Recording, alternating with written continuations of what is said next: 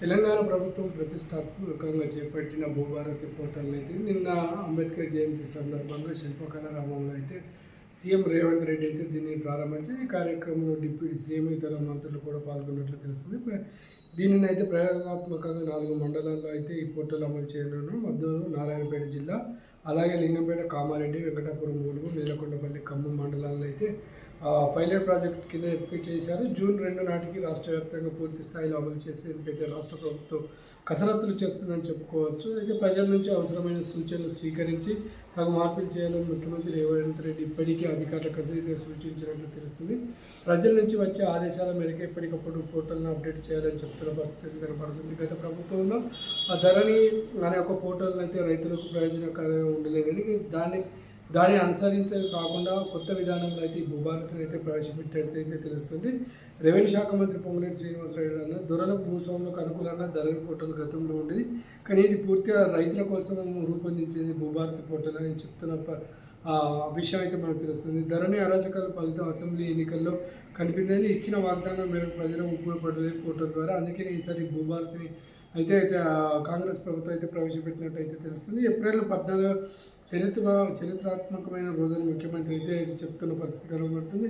అంబేద్కర్ జయంతి రోజున ఈ భూభారతి చట్టాన్ని తీసుకురావడం చాలా సంతోషంగా ఉందని అయితే మాట్లాడుతున్నారు. ఇప్పటికే దీనిపైన వివిధ నిపుణులతో సలహాలు సూచనలు తీసుకుని ఎప్పటికప్పుడు రైతుల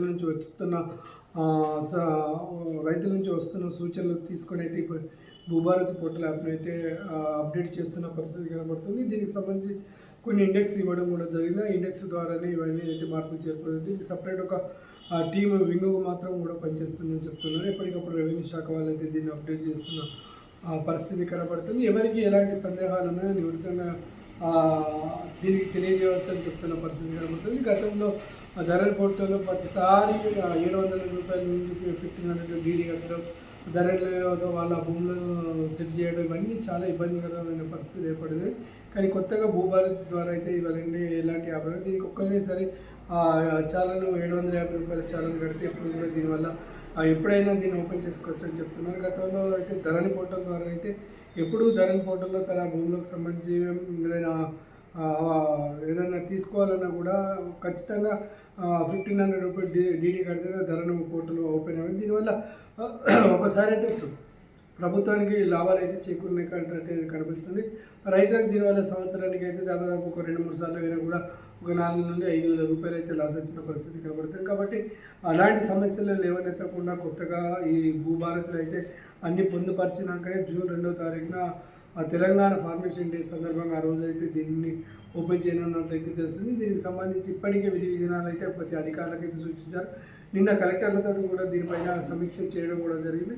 ఎలాంటి సమస్యలు లేవనెత్తకుండా భూభారతి అయితే రైతులకు వెళ్ళాలని చెప్తున్నారు. ఇక్కడ రైతులకు అయితే నష్టం ఉండకూడదని కూడా చెప్తున్న పరిస్థితి.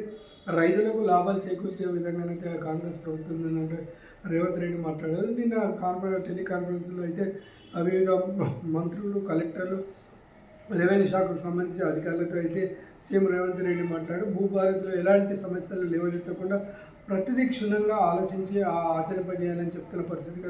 రైతు గతంలో అయితే ధరణి పోర్టల్ ద్వారా రైతులు ఎలాంటి సమస్యలు ఎదుర్కొన్నారో ఆ సమస్యలు ఇందులో అయితే ఉండకూడదని చెప్తున్న పరిస్థితి కనబడుతుంది. దీన్ని అయితే యాక్టివేషన్లో ఉంచాలని చెప్తున్న పరిస్థితి. ఇప్పుడు కూడా ఎలాంటి సమస్యలు లేవనెత్తకుండా దీనిపైన పూర్తిగా అవగాహన కలిగి ఉండాలని చెప్తున్న పరిస్థితి కనబడుతుంది. కాబట్టి జూన్ 2న తెలంగాణ ఆవిర్భావ దినోత్సవ సందర్భంగా ఈ యాప్ని అయితే పూర్తి స్థాయిలో అయితే దీన్ని అయితే ఉపయోగించనున్నారు. అయితే జూన్ 2వ రోజున అయితే దీన్ని పూర్తి స్థాయిలో ఉపయోగించనున్నారు. అయితే దీనికి సంబంధించి పైలట్ ప్రాజెక్ట్ కింద 4 మండలాలను అయితే తీసుకున్నారు. ఆ 4 మండలాల్లో అయితే ఫస్ట్ పైలట్ ప్రాజెక్ట్ కింద చేపట్టిన తర్వాత మిగతా తెలంగాణ రాష్ట్ర వ్యాప్తంగా ఈ భూభారతి చట్టం అయితే అమల్లోకి తేలినట్లయితే తెలుస్తుంది.